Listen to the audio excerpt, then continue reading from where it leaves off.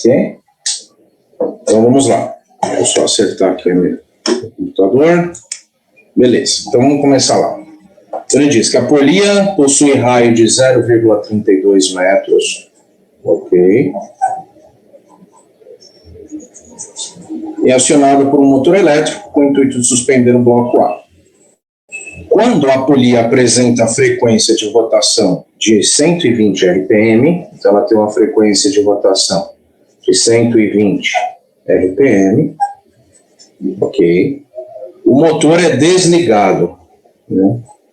Aí, motor é desligado. Aí, beleza. Aí ele diz, mesmo assim, o bloco ainda sobe 0,8 metros antes de parar, né? Vou colocar aqui, bloco ainda sobe 0,8 metros antes de parar. Pronto, beleza. Aí ele pede, letra A aceleração guarda polia, alfa, e na letra B, ele quer saber o tempo de parada do sistema. Ok? Ou seja, no exato instante em que o motor é desligado, até o sistema parar, qual é o tempo? Beleza? Bom, então, feito isso, né, enxergado isso, deixa eu só aumentar minha câmera aqui para eu ver o que eu estou escrevendo, ver se está enquadrado legalzinho, ok. Enxergado isso, pessoal, vamos reler o exercício e aproveitar, já vamos fazer um gráfico do que vai acontecer aqui, né? Então, nesse gráfico aqui, eu vou fazer o quê? Eu vou colocar aqui no eixo Y, eu vou colocar ômega em radianos por segundo, certo? E vou colocar também no mesmo eixo a frequência em rotações por minuto. Ok? Aí, no mesmo eixo, eu vou colocar a frequência também. Na verdade, velocidade angular a gente não tem informação, né? Mas, tudo bem. E no eixo X, costumeiramente, a gente vai colocar o tempo em segundos. Ok? Prontinho. Bom, o que o exercício falou? Tá? Então vamos ler novamente o exercício. Então ele fala lá da polia, que tem um raio de 0,32 metros e é acionado por um motor elétrico que tem como função suspender esse bloco A. Aí ele diz, quando a polia apresenta frequência de rotação de 120 RPM, o motor é desligado. Então vamos pensar assim, no exato instante em que o motor foi desligado, certo? Eu tenho uma frequência de rotação de 120 RPM, ou seja, imagine que a gente tome esse instante como sendo um instante T0, ok? Então, o instante T0 é o instante no qual o motor foi desligado, beleza? Então, aqui é um instante T0. Ótimo. O que vai acontecer com esse motor que tem essa polia acoplada a ele? Ele vai parar imediatamente? Não, né? Ele vai desenvolver um movimento de frenagem, ok? A partir do qual, em um determinado instante, eu chego na parada, certo? Então, o que vai acontecer é uma desaceleração linear do movimento, certo? Nós vamos enxergar, então, uma rampa de desaceleração desse sólido, ok? Que acontece em um determinado intervalo de tempo, ok? Que a gente não sabe quanto vai. Né? Então, esse daqui é um instante de parada. Aí. Então, um instante de parada se dá aqui. Aqui eu tenho a velocidade angular igual a 0. Perfeito? Pronto. Então, um gráfico bastante simples, certo? Que mostra para você que esse movimento é um movimento uniformemente variado e que já mostra para você que essa aceleração angular vai ter que ser negativa. Tá? Uma frenagem isso. Ok? José Nailson, você que aumenta aí a sua visualização, tá? Ok? Você clica, acho que no cantinho da tela e arrasta e a tela fica maior para você, acho que é isso. Dá uma olhada aí.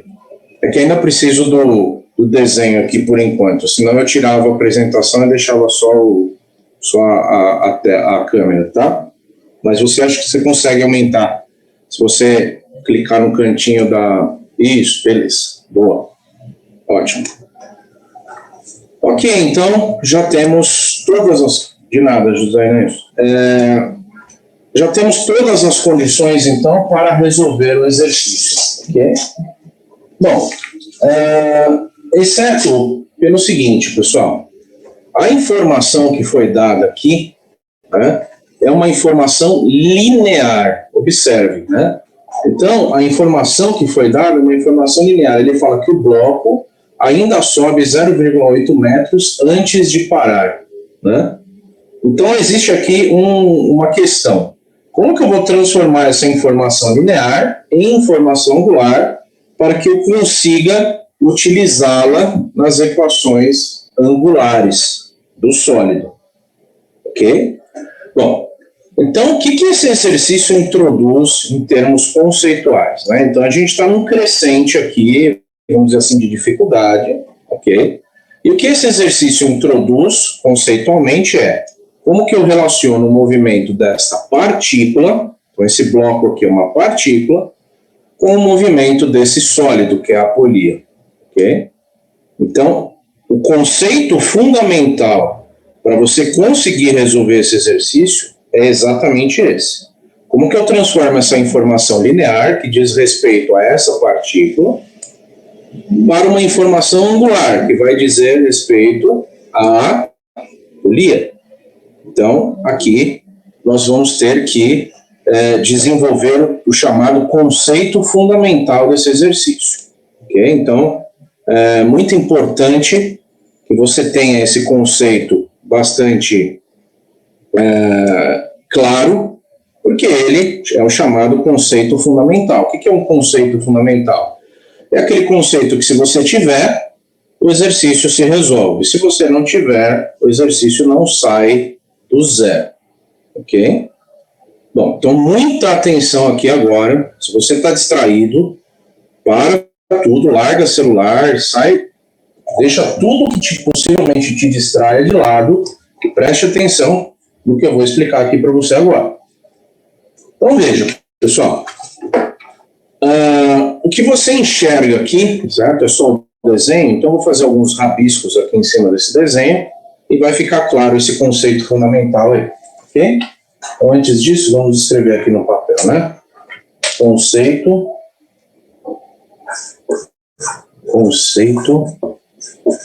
fundamental.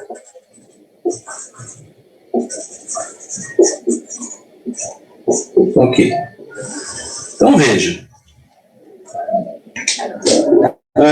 Como eu disse, o conceito fundamental está baseado na seguinte ideia. Como que eu transformo uma informação linear numa informação angular? É isso. Ok? Bom, então, vamos lá. Muita atenção aqui agora.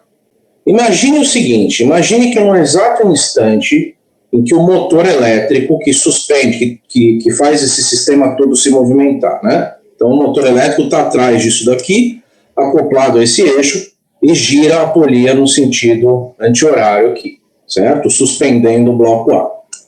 Então, agora imagine o seguinte. Imagine que no exato instante em que esse motor foi desligado, eu vim aqui na corda, no cabo que alça o bloco, e fiz uma marquinha aqui, ó, certo? Então, fui lá e fiz essa marquinha. Vou chamar essa marquinha de T0, ok?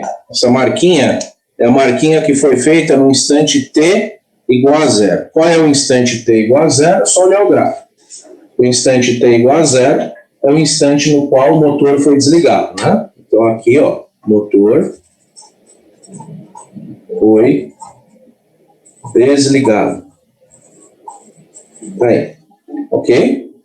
Beleza. Então, nesse instante T igual a 0, imagine que eu fui lá e fiz essa marquinha na corda, no cabo que alça a polia, que alça o bloco a polia, né? Beleza. E aí o que aconteceu? Esse bloco tinha uma posição inicial, certo? E ele subiu até uma posição final, ok? Isso representa o quê? Isso representa uma determinada altura H, não é isso? Vamos fazer uma coisa mais bonitinha, né? Aqui, ó. Imagina que eu tinha aqui uma posição inicial e tinha aqui uma posição final. Beleza? Essa distância aqui é a altura H que o bloco subiu. Certo? Legal. Então, na condição T0, ó, na condição T0, eu tinha isso. Na condição final, que eu vou chamar de TP, T de parada, vai? Certo? Eu tinha isso aqui. Pronto. No instante de parada, o bloco veio parar aqui. Agora, vamos lá. E esse ponto aqui, que eu tinha feito a marquinha na corda, ele vai ficar parado aqui? Não, né? Obviamente não. Esse ponto vai fazer o quê?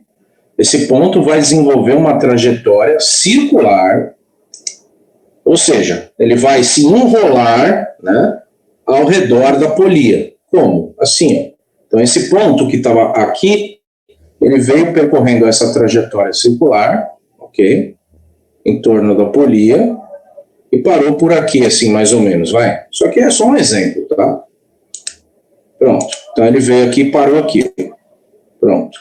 Na posição T de parada, no instante T de parada.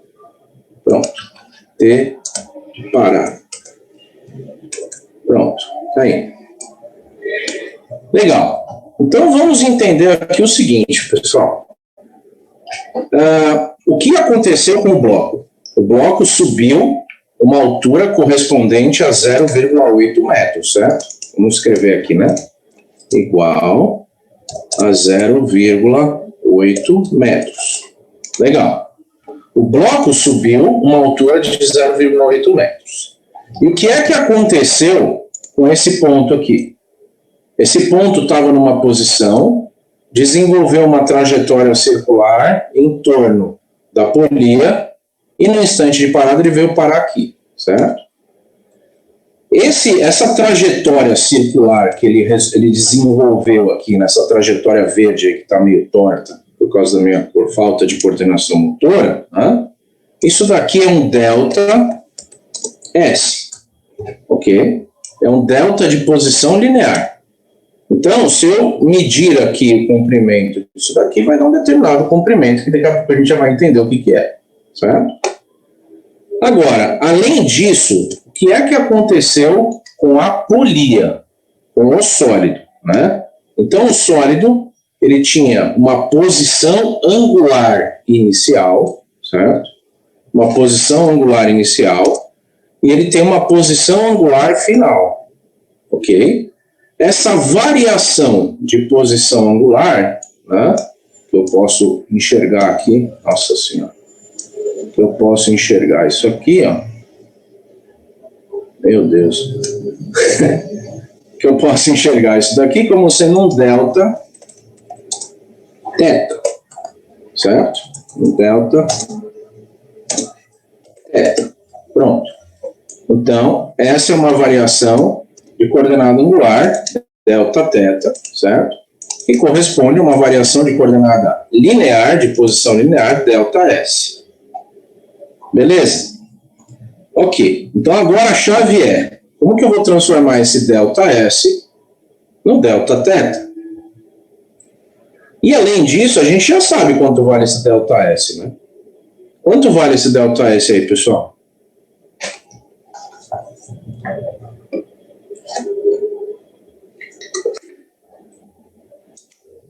Isso, Isabela, isso, Ivan, isso, Renan. Perfeito. Esse delta S vale 0,8 metros, pessoal. Por quê? Isso, Douglas. Porque dizer que o bloco, do instante em que o motor foi desligado até o instante de parada, ainda subiu 0,8 metros, representa dizer que 0,8 metros de corda se enrolaram em torno da polia desde o instante T0 até o instante de parada. Ok? Então, esse ΔS é exatamente o quê? Esse ΔS é exatamente... Vou só fazer em cores. Isso. ΔS, né, é o mesmo valor de H. Aí. Ok?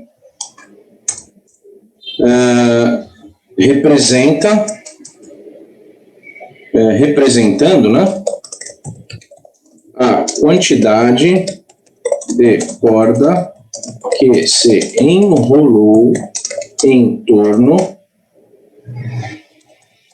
da polia desde o instante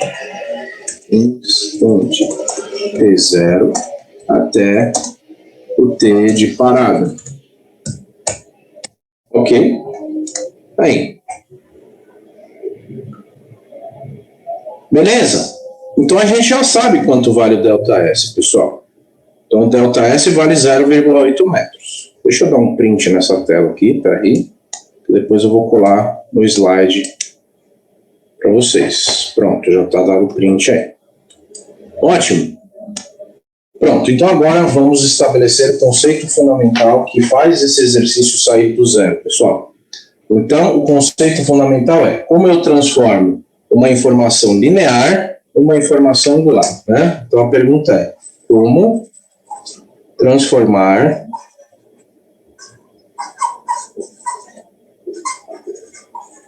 uma informação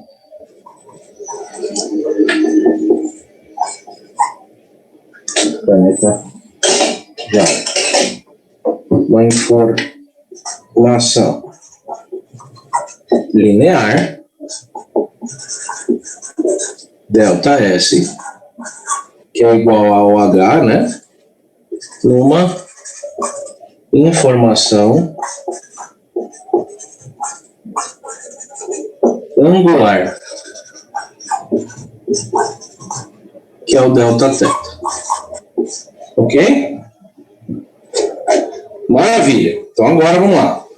Como que eu vou transformar esse ΔS nesse Δθ, pessoal? Usando a primeira equação que nós deduzimos na aula de teoria de rotação em torno de eixo fixo, certo? Usando o conceito que S é igual a θ vezes R, certo? Ou, se você preferir, que ΔS é igual a Δθ vezes o raio R. Legal? Então, eu vou usar R maiúsculo aqui, né, para ficar condizente com... Nossa, ficou horrível isso aqui. Tudo bem, depois eu arrumo isso daqui. Ok? Ou seja, o Δθ vai ser o quê? Vai ser o ΔS... Nossa Senhora. Agora não vai dar para arrumar. Pronto. Vai ser o ΔS dividido pelo raio. Pronto. Depois eu arrumo essa rasura aqui, tá? Então, o Δθ é o ΔS sobre o raio. Vai ser o raio dividindo aqui. O ΔS eu sei quanto vale, né? O ΔS vale a própria altura H. Já vimos aí. 0,8 metros. Dividido pelo raio R, 0,32. Esse raio R foi dado no enunciado, né? Vamos lá. Ó. O raio R, 0,32 metros, foi dado no enunciado, certo? Eu tenho Δθ correspondente ao quê? 0,8 dividido por 0,32. 2,5 radianos. 2,5. Nossa, tá bom hoje, hein? 2,5 radianos. Eu falo uma coisa e escrevo outra. Cheio de rasura. Depois eu arrumo isso, pode ficar tranquilo. Isso, Isabela, 2,5. Pronto. Maravilha, pessoal. Então, agora vamos entender uma coisa, pessoal. Sem isso daqui, não há absolutamente condição de continuar o exercício, né? Por isso, esse nome, conceito fundamental, né? Então, possivelmente você chega e fala assim, não lembrei dessa fórmula. Né? Então, vamos estabelecer aqui uma coisa importante, pessoal. Fórmulas não são nada se você não tiver o conhecimento para aplicá-las. Se você não tiver o conceito necessário para aplicá-las. Né? Essa fórmula vai estar no formulário da sua prova, sem dúvida. Agora, se você tiver o conceito necessário para transformar essa simples fórmula em um conceito fundamental, você resolve o exercício. Ok? Então, aqui está o conceito fundamental do exercício. É extremamente simples, pessoal. Como que eu transformo uma informação linear em uma informação angular? Pronto. Usando este conceito, né, eu pego um arco de circunferência ΔS e transformo numa variação de coordenada angular Δθ. Isso aqui eu vou conseguir utilizar no exercício. Sem esse conceito fundamental, que é extremamente simples, não há absolutamente condição de resolver o exercício. Ok? O conceito é extremamente simples, mas são nos mínimos conceitos que os exercícios se resolvem ou não se resolvem. Tá claro isso? Beleza? Marcos Vinícius, o ΔS saiu daqui, ó, da observação que o ΔS é o mesmo valor de H, ó, Marcos Vinícius. Então o bloco subiu 0,8 metros, certo? Então, 0,8 metros de corda se enrolaram em torno da poli. Beleza? E o raio foi dado no enunciado, 0,32. Está lá no enunciado. Beleza? O Juan perguntou, em todo exercício tem que fazer isso? É importante, Juan, né? Estabelecer e enxergar qual é o conceito fundamental do exercício. Ok? Nos primeiros exercícios que nós fizemos até agora, não existia, vamos dizer assim, tanto conceito fundamental, né? Eram mais exercícios de interpretação de texto que você olhava as equações e acabava aplicando o desenvolvimento, ok? Então, aplicava as equações. Agora, aqui não, aqui já tem mais conceito, tá bom? Já volto lá, Davi, só um minuto. Tá aí, pronto, então, deixa eu só dar um print aqui de novo nisso aqui, para ter certeza que eu... Pronto, beleza. Então, agora eu vou apagar isso tudo. Bem, pronto. Ó, o enunciado é esse daí, Davi. Pronto, pessoal, agora a gente vai conseguir começar a desenvolver o exercício. Ok? Bom, então vamos lá. Quais são as equações que nós vamos utilizar aqui? São as equações do movimento uniformemente variável. Então eu vou escrever as equações aqui para a gente lembrar, né? Θ é igual a θ0 mais ômega 0t mais 1 meio de alfa t quadrado. Ok? Ômega é igual a ômega 0 mais alfa t. E a equação de Torricelli? Ômega ao quadrado igual a ômega 0 ao quadrado mais 2 alfa delta θ. Beleza, prontinho. Aí estão as equações do MOVE. Né? Então agora nós vamos começar a desenvolver propriamente o exercício. Então, após a aplicação do conceito fundamental, transformamos aquela informação linear numa informação angular que a gente vai conseguir usar nas equações. Beleza? Agora resta olhar para as equações e verificar qual delas você vai utilizar para começar o exercício. Né? E aí vale uma análise aqui. Né? Quais são as perguntas do exercício? Ó, as perguntas do exercício são a aceleração angular do sólido e o tempo de parada do sistema, certo? Ou seja, qualquer equação que tiver alfa e tempo dentro dela, já mostra para você que não é possível utilizá-la, né? Por quê? Então vamos olhar aqui, ó. Lembra dessa equação aqui, né? Equação da variação angular em função do tempo. Se eu pego o θ0 e passo para lá, fica θ menos θ0, que é Δθ, que eu já tenho. Ok, já calculamos. Velocidade angular inicial tem? Não, mas dá para achar, porque você tem a frequência de rotação inicial. A frequência de rotação inicial é 120 RPM, com isso a gente consegue calcular a velocidade angular inicial. Então guarde isso, a velocidade angular inicial você não tem, mas você consegue calcular.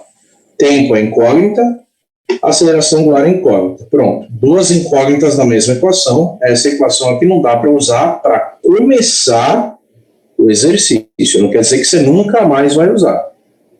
Para começar o exercício, para calcular a aceleração angular, que é a primeira pergunta, não dá para usar essa equação ainda. Ok? Depois, vamos lá, Matheus, vamos ver aqui. Velocidade angular final, temos. Quanto que é a velocidade angular final? É só olhar o gráfico, por isso que o gráfico é importante, ele mostra tudo para você. Ó. A velocidade angular final é 0. O sólido vai parar no final. Temos a velocidade angular final. Velocidade angular inicial não temos, mas dá para achar. Aceleração angular não temos, tempo não temos. Então essa segunda equação também não dá para usar, certo? Alguém podia falar assim, professor, mas nessa equação tem alfa e tempo como incógnita, e nessa equação tem alfa e tempo como incógnita. Dá para isolar uma incógnita aqui, jogar lá em função? Dá. Dá um trabalho absurdo, mas dá. Então, se você for mais calmo e olhar a equação de Torricelli, você vai ver que é ela que você vai começar o exercício. Ó, velocidade angular final. Tem, vai parar no final. É 0. Inicial, não temos, mas dá para achar. Aceleração angular é incógnita, delta θ, acabamos de achar, pessoal. 2,5 radianos. Pronto. Então a equação que começa esse exercício do jeito mais simples é essa aqui. Ok? Pronto. Escolhemos a equação. Identificamos qual a equação que vai levar a gente a resolver a letra A. Certo? Então agora, vamos começar então. Então, vamos começar desenvolvendo aqui. Ó. Velocidade angular final, temos, né? Vale 0. Por que vale 0? É só olhar o gráfico. O que acontece no final? No final, o sistema para. Se o sistema para, a velocidade angular é 0. Ok? Beleza. Velocidade angular inicial, temos? Não temos, mas vamos achar.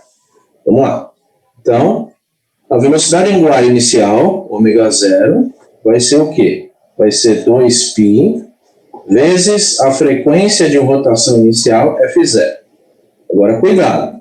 Se você deixar isso daí assim, a frequência de rotação foi dada em rotações por minuto, certo? Se foi dada em rotações por minuto e você deixar assim, a velocidade angular sairá em radianos por minuto. E você não quer a unidade minuto no final, você quer a unidade segundo. Então você divide aqui por 60. Pronto.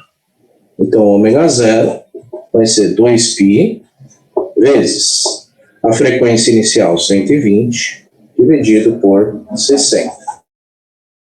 E vai dar uma velocidade angular inicial de 4π, né?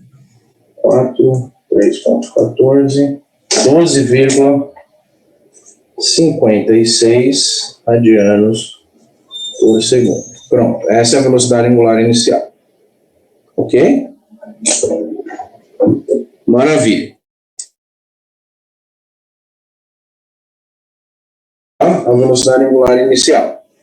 Maravilha. Então fica lá 12,56 ao quadrado, mais 2 vezes a aceleração angular do sólido, vezes o Δθ, que é quanto? Acabamos de achar aqui agora há pouco, o Δθ, 2 radianos e meio. Pronto. Aí. Então, como fica isso aqui? 12,56 eleva ao quadrado. Tá? 157,75. 157,75. Que eu passando para o outro lado, fica negativo. Certo? Cuidado com o sinal aí, hein? 12,56 eleva ao quadrado. Passo para o outro lado, sinal de menos. Vai ser igual a 2 vezes 2,5, 5 alfa. Pronto. Daqui sai a aceleração angular do sólido. menos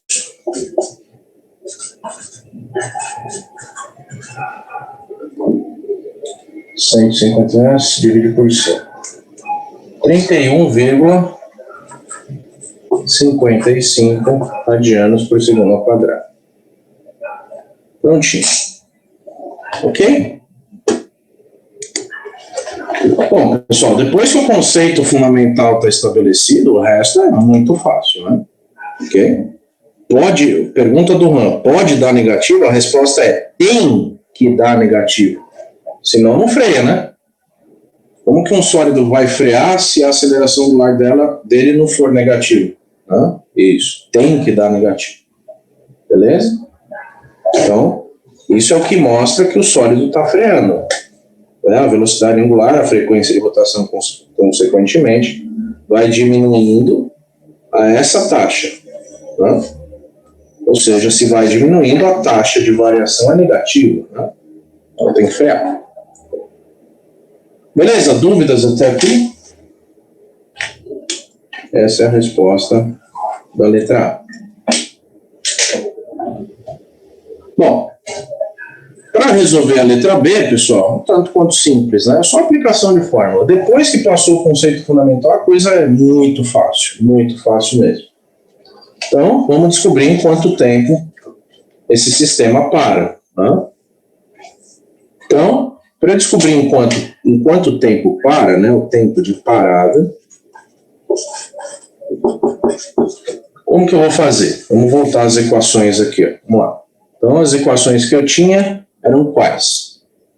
Essas equações, a gente começou pela equação de Torricelli para achar a aceleração angular. Agora, não quer dizer que se você não usou essas equações para começar o exercício, não quer dizer que você nunca mais vai usar. Ok? Então, vamos lá. O que você quer saber? Você quer saber o tempo de parada. Então, vamos direto na equação, vai. Essa equação aqui é a equação mais simples, pessoal. A velocidade angular final você sabe, a velocidade angular inicial você sabe, a aceleração angular você sabe, e o tempo para ir daqui até aqui vai ser o tempo de parada. Pronto. Então, a equação que vai resolver essa letra B vai ser a equação da velocidade angular em função do tempo. Então, guarde isso, né? Não é que você não usou a equação no começo do exercício que você nunca mais vai usar. Ela não dava para ser usada no começo do exercício. Mas agora você consegue utilizar essa equação facilmente. Ok? Vou copiar a equação aqui, vai. Ômega é igual a ômega zero mais alfa t. Pronto. Aí. O ômega final é zero. O ômega inicial, calculamos aqui já, né? 12,56. A aceleração angular, 31,55. E o instante de tempo t é o tempo de parada. Né? É o tempo para ir dessa velocidade angular até essa velocidade angular, diminuindo o valor a essa taxa. Né? Então, como que você lê isso daqui, né? 31,55, Luiz Fernando. 31,55 negativo. Aqui, ó. Ok? Tá aí. Beleza. Então, como que você lê essa equação? Para eu ir dessa velocidade angular inicial, 12,56, até a velocidade angular final, zero, freando a essa taxa, qual é o tempo que eu demoro para acontecer isso? Pronto, essa é uma forma de você ler essa equação. Beleza? Pronto, passo 12,56 para lá negativo, menos 12,56, que vai ser igual a menos 31,55 vezes o tempo de parada. Passo menos 31,55 dividindo, fica menos 12,56 dividido por menos 31,55, que dá aproximadamente de 0,5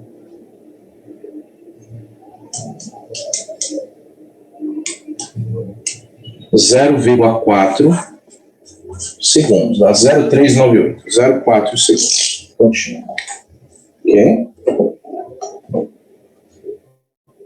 O tempo não pode dar negativo, né, pessoal? Se der tempo negativo, pode ter certeza, tem coisa errada. Beleza?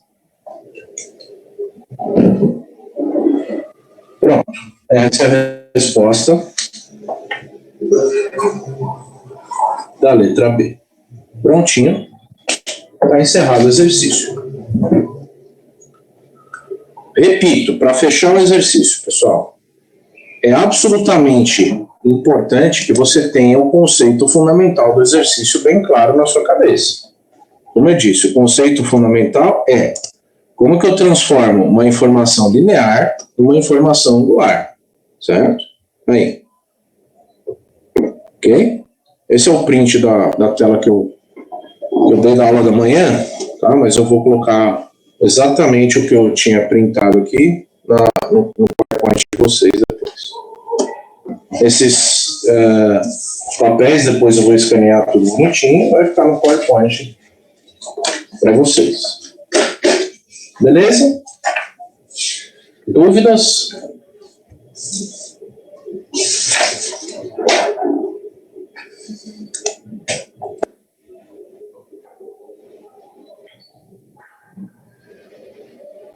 Tá bom, tudo bem, João. Tudo bem. Vou tentar. Porque às vezes precisa voltar para o enunciado e tal, mas eu vou fazer isso sim. Pode ficar tranquilo. Beleza. Bom, com isso, pessoal, vamos passar a um conceito importantíssimo dentro da rotação em torno de eixo fixo, que é o conceito de sólidos que giram de forma sincronizada. Okay? Deixa eu guardar esses papéis. Né? Então, veja, pessoal, em várias situações, a gente tem nos exercícios e na nossa vida real de engenheiro, né? Sólidos que giram de forma sincronizada, ou seja, sólidos que estão girando em torno de eixo fixo e que giram um acoplado, de forma sincronizada com o outro, certo? E esse sincronismo dos sólidos girantes pode se dar através de algumas formas, né? O primeiro deles é através de contato direto, ok? Depois a gente vai ver uma figura. Depois, o engrenamento direto, quando você fala de engrenagens, ou quando você tem, por exemplo, polias, que o sincronismo se dá através de uma correia lisa, através de uma correia dentada, através de uma corrente. E existem alguns outros vínculos de sincronismo também.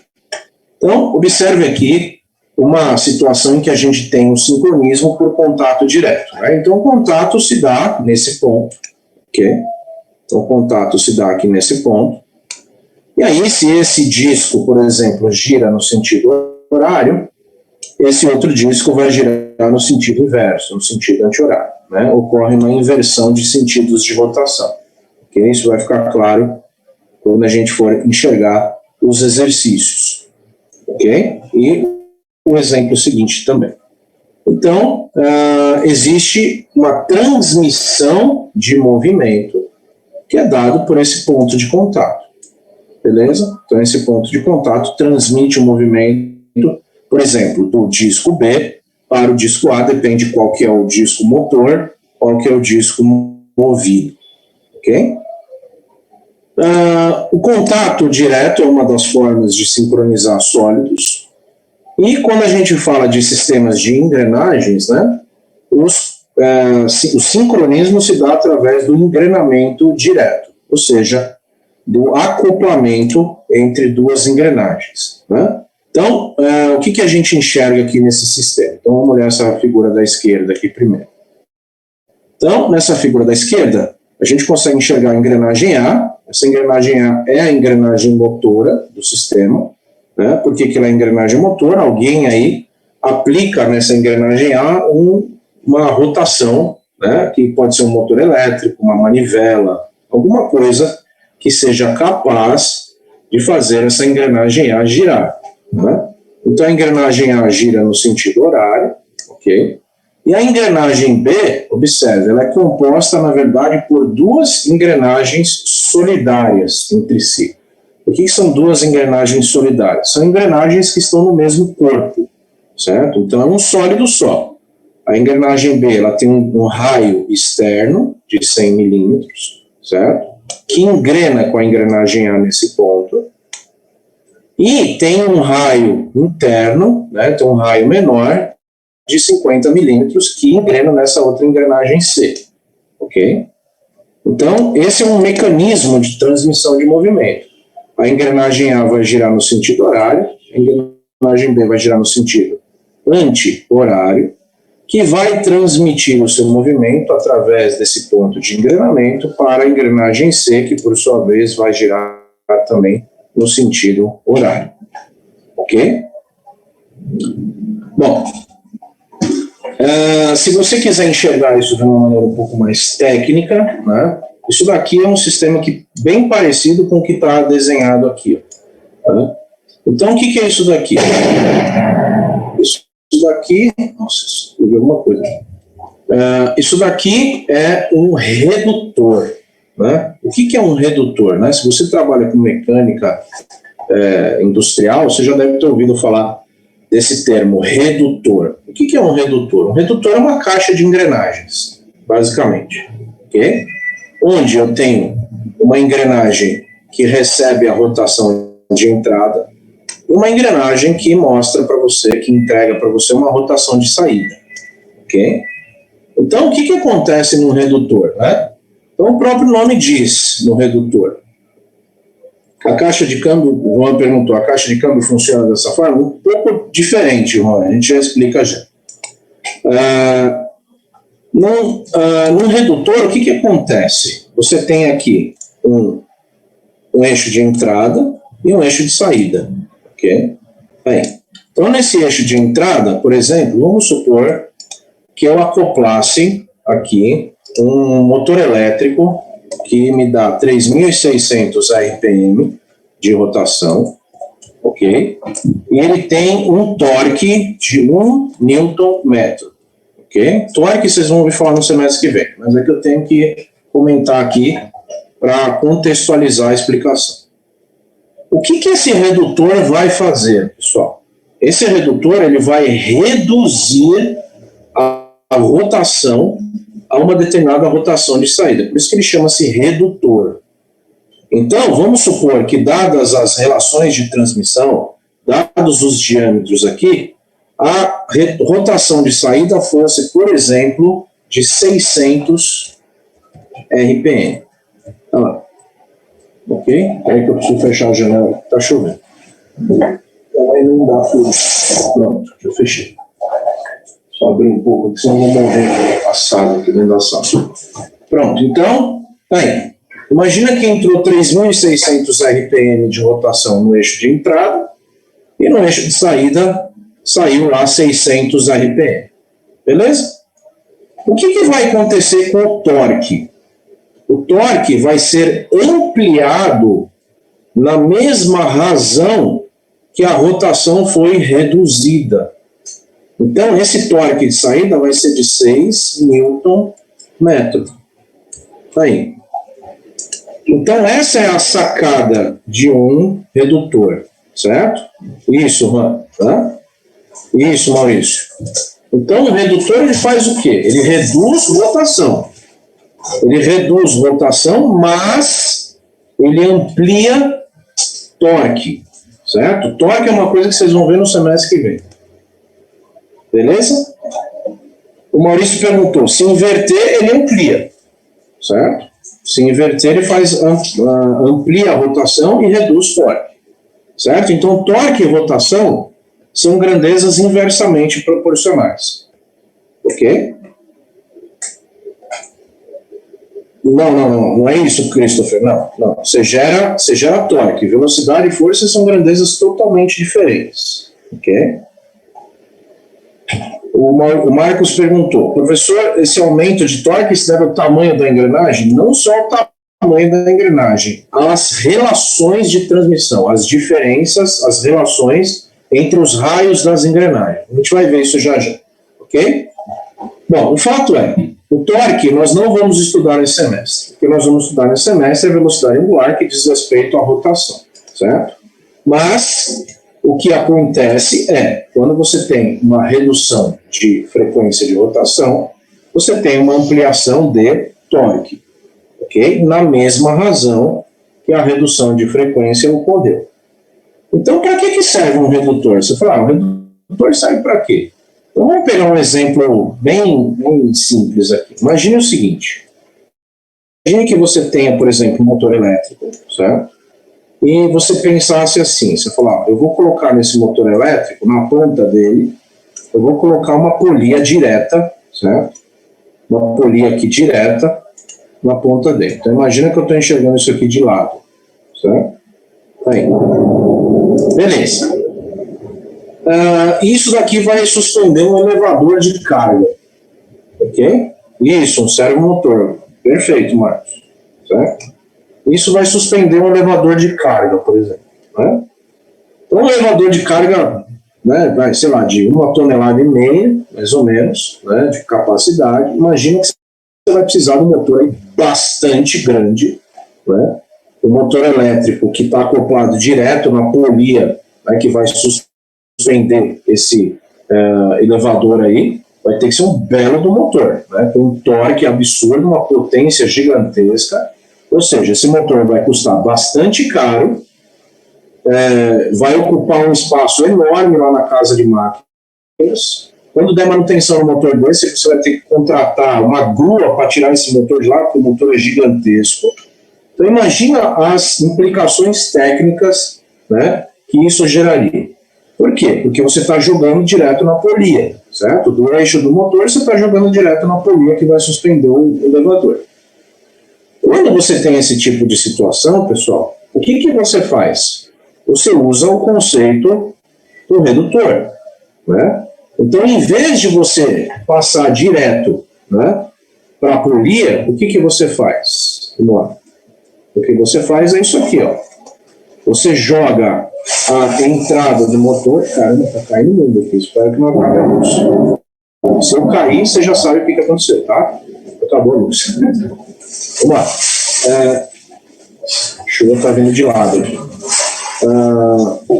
Deixa eu fechar a janela. Isso não vai me dar.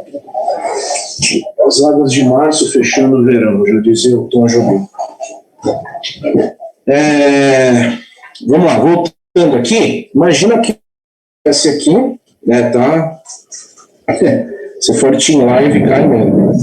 Aqui é Vivo Fibra, mas vai estar punk. Não sei, vamos ver. A porta batendo, tá o caos. Beleza, vamos lá, vamos tentar aqui, vamos ver se antes de acabar o mundo a gente consegue explicar esse conceito para vocês. Então, o que acontece? Ó? Eu tenho uma entrada aqui, certo? Então, eu transmito do motor para o redutor, que seria esse eixo de entrada aqui, certo? E aí eu vou ter um eixo de saída, né? E nesse eixo de saída, vai sair o quê? Vai sair com uma rotação menor, só que com torque ampliado, certo? Só que com torque ampliado. Olha que legal, o Arthur falou que fez um amassador de latinha com motor ligado, uma caixa de redução e um eixo de virabrequim. Legal, show de bola. Muito bom. Então, o que vai acontecer aqui? Ó? Você entra com uma rotação e sai com uma rotação menor, certo?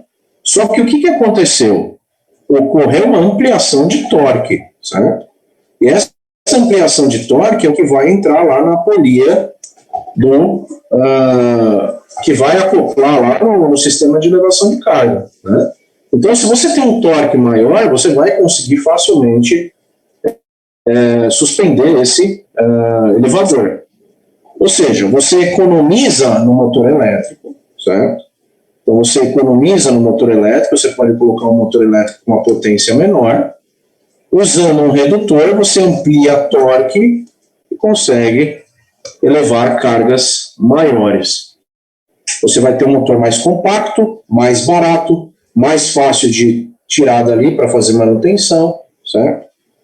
Então, essa é a grande sacada da utilização dos redutores, beleza? Quem for estudar mecânica, mecatrônica, vai ter aula de elementos de máquinas mais à frente no curso e vai ver isso com muito mais detalhes, tá? Agora tinham feito uma pergunta com relação ao câmbio, né?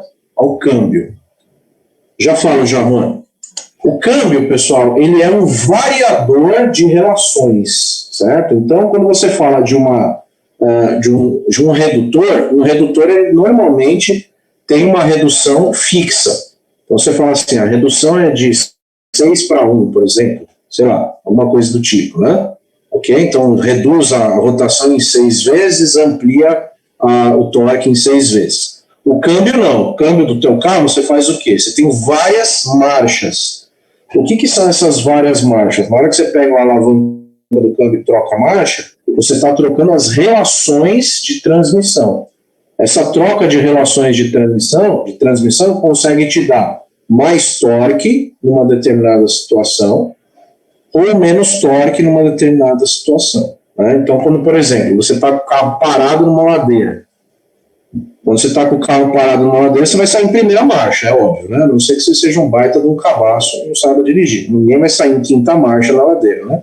Se você sair em quinta marcha, o carro não vai sair, vai morrer. Porque não tem torque suficiente para sair do lugar. Então, o que você faz na ladeira? Você engata uma primeira marcha, que é uma marcha que é propícia para baixas rotações e alto torque. Então, ela tem lá uma relação de engrenagens que propicia alto torque. E aí você vai ganhando velocidade, e conforme você for ganhando velocidade, você vai passando as marchas, segunda, terceira, quarta, né? E aí, quando você tem alta velocidade, imagina que você está lá na rodovia dos Bandeirantes a 120 km por hora. Normalmente você está numa marcha bem alta, né? Quinta marcha, ok? Se você estiver em primeira marcha a 120 por hora com um carro normal, vai explodir o motor, né? Porque é uma marcha para altíssimo torque e baixa velocidade, certo? Ok?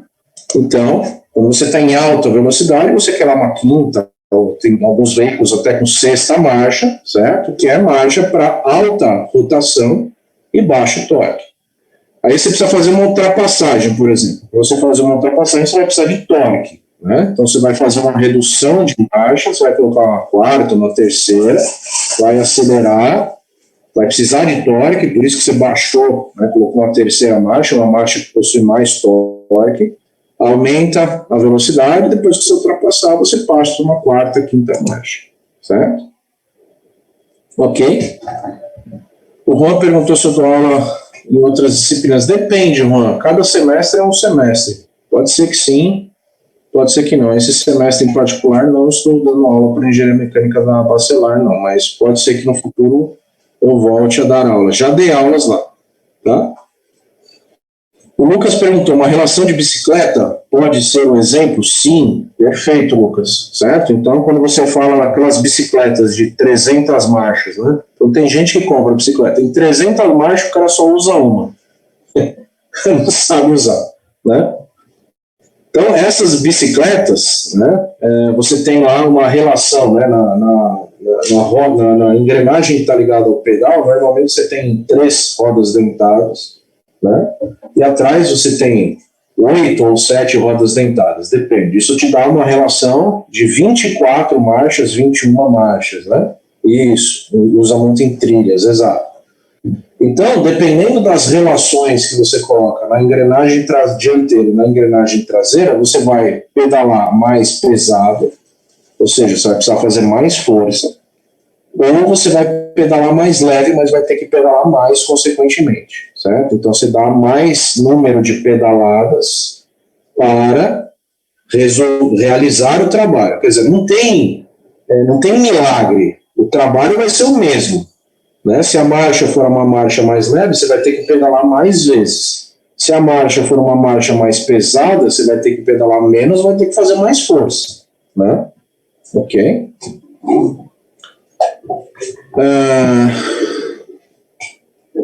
O Bruno Sartori perguntou, professor, as turbinas de usinas que funcionam a vapor funcionam com engrenagens? Não diretamente ao eixo, tá, Bruno? Então, você pode ter uma redução, sim, para ir lá para o gerador, sem dúvida, mas a turbina em si ela não tem uma engrenagem. A turbina é uma série de pás que recebe os jatos de vapor e gera rotação. Essa rotação pode ser que você tenha no eixo da turbina um redutor que vai, um redutor ou um ampliador de frequência de rotação que vai aumentar a frequência de rotação para isso passar para o gerador, né, e gerar essa rotação, tá? O Marcos Vinícius perguntou, a relação da bicicleta tem uma relação contrária do carro? Na verdade não, Marcos, né? Na verdade não. Quando você tem mais rotação, certo? Você tem menos torque. Quando você tem menos rotação, você tem mais torque. Esse é o conceito, né? Então o conceito é igual mesmo. Tá? Quando você põe uma marcha pesada na bicicleta, você vai pedalar menos, com uma rotação menor, mas vai fazer mais força, vai ter que aplicar mais torque. Ao contrário, que se você colocar uma marcha mais leve. Se você colocar uma marcha mais leve, você vai ter que pedalar mais, ou seja, vai ter que girar o pedal, o pé de vela e tudo mais, com uma maior frequência e vai ter um torque menor. Ok?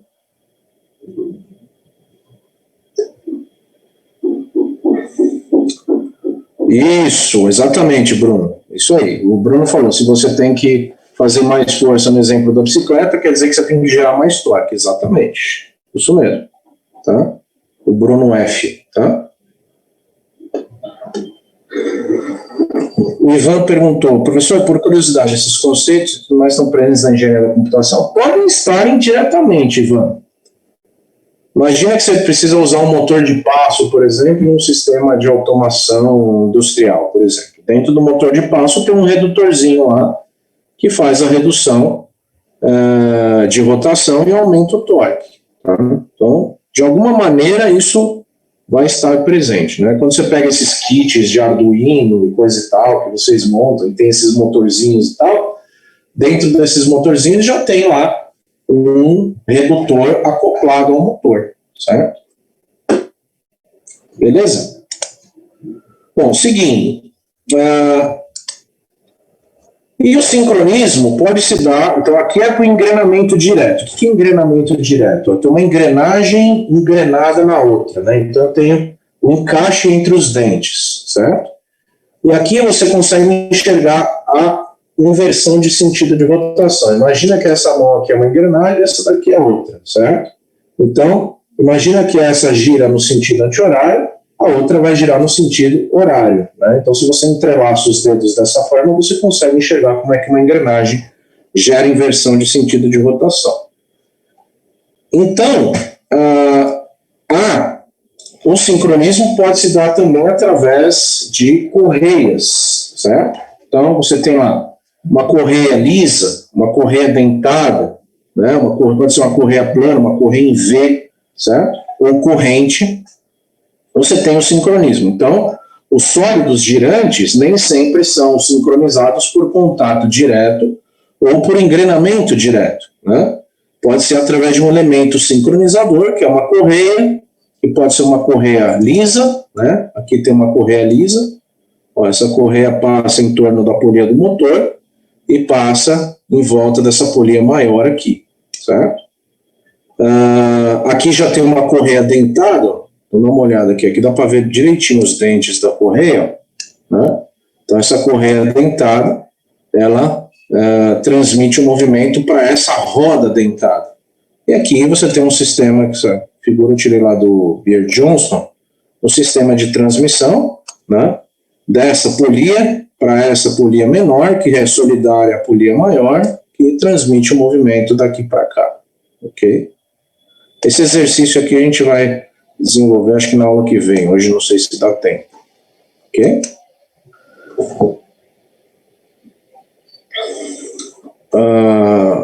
Uma corda é uma coisa mais precária, tá, Luiz Fernando? É uma coisa mais precária, que gera muito escorregamento, né? Ok? Os pneus de uma retroescavadeira, eu não saberia dizer, Juan, qual seria Não, acho que não teria uma aplicação muito disso daqui, não. A Sueli falando que já teve muito problema com correia dentada na concessionária. Isso, vou explicar aqui, vou explicar já no próximo slide. Máquina de moer cana na feira é mais ou menos isso. Tem as máquinas, o moedor de cana lá. Sim, o moedor de cana usa esse conceito aqui, exatamente. Tá? Motor de carro tem uma correia dentada, vou mostrar no próximo slide. Então aí está, ó, quem pediu está aí, ó, o correia do alternador, né? Correia do alternador também. Tá aí, ó a correia dentada aí. Para que serve uma correia dentada? Ela nem é tão importante assim, né? Imagina, quase nada. Pessoal, a correia dentada é a correia que sincroniza tudo no motor, pessoal. Certo? Então, isso daqui, o que você está vendo, é a vista lateral de um motor. Né? Então, se você abrir a lateral de um motor, você vai enxergar isso aqui. E a correia dentada é essa correia aqui. Né? Então, essa correia, ela sincroniza tudo no motor, pessoal. Ela sincroniza o giro dessas polias, que são as chamadas polias do comando de válvulas. Né? Esse motor é um motor com comando de válvula duplo. Tá? E aqui você tem a engrenagem do virabrequim. Né? Então, a engrenagem do virabrequim é essa daqui. Então, isso daqui sincroniza o motor todo. Né? Então, quando um pistão está subindo, ele não pode ter uma válvula aberta lá na câmara de admissão. Né? Certo? Na câmara de combustão. Uma válvula de admissão, por exemplo, aberta. Né? Por quê? Porque teve algum problema com o comando de válvulas. Então, eu vou tentar não ser tão técnico assim, tá? Mas essa correia, pessoal, ela sincroniza o giro de todos esses elementos girantes. E para que o motor funcione de forma correta, isso tudo tem que estar sincronizado bonitinho. Senão, o que acontece? Né? Então, vamos lá. Qual é o problema da correia dentada? Normalmente, o problema da correia dentada começa aqui, ó, no rolamento esticador da correia dentada. Né? Então, ele tem um tensionador que mantém essa correia tensionada de forma que os dentes da correia encaixem perfeitamente nos dentes das rodas dentadas, das polias dentadas, né? Se esse tensionador começa a deixar a correia meio frouxa, o que acontece? Ela começa a pular dentes, né? Então, ela começa a pular dentes. Esse pular de dentes faz com que o motor comece a ter o seu sincronismo. E aí você começa a ouvir um barulho bastante característico, que é o barulho que a gente chama de bater de válvulas. Então, você fala, tem válvula batendo. Né? Então, quando o motor está batendo válvula, significa que o motor está fora do ponto, está fora do sincronismo. Se você simplesmente largar isso, o que vai acontecer? Um belo dia, né, o que pode acontecer? Você tem aqui a câmara de combustão, né, e aí tem um pistão aqui que está ligado lá, a manivela. Né? Aí imagina que você vai ter uma válvula, né, que vai estar aberta, né? E por questão do sincronismo, que já está tão desincronizado, a hora que esse pistão subir, ele vai encontrar essa válvula aberta e ele vai atropelar a válvula. Né? A gente chama, o pistão atropelou a válvula. Quando o pistão atropela a válvula, normalmente os gastos são absurdos, a gente tem que fazer o motor todo de novo. Né? Você vai entortar todo o comando de válvulas, cabeçote, pistão, pode ir para o espaço, pode biela, certo? Então, essa correia dentada é uma correia muito importante nos motores de combustão interna. Né? Ok? Isso, Suri, dá muito ruim. Exatamente. Ok? Temos também o motor do tanquinho de lavar roupa. Tem um monte de situação, pessoal. Ok? O Juan falou que o carro do pai dele tem correia dentada, ano 2016 já teve que trocar isso, em função da quilometragem, tá?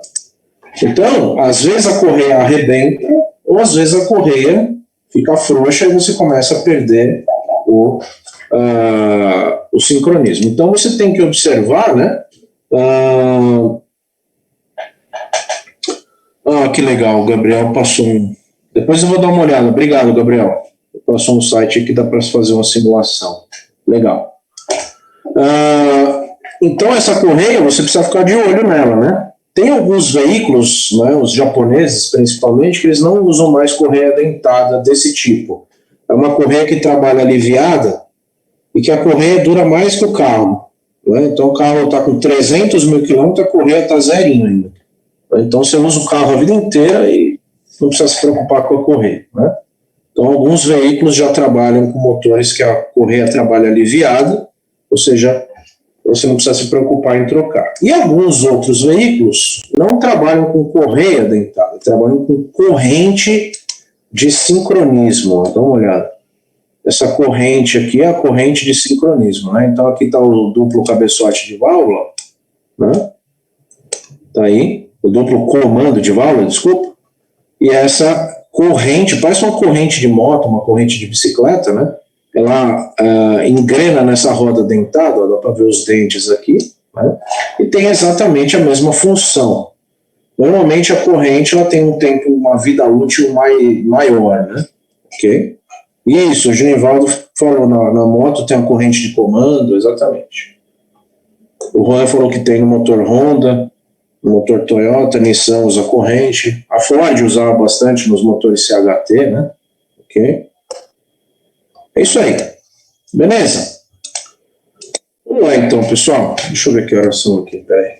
Já são 8h21. Deixa eu ver aqui. Tá. Vamos fazer assim, ó. Eu vou dar um intervalo um pouco mais cedo, mas a gente volta mais cedo, tá? Então, ó, às 8h40 a gente volta na outra sala, tá bom?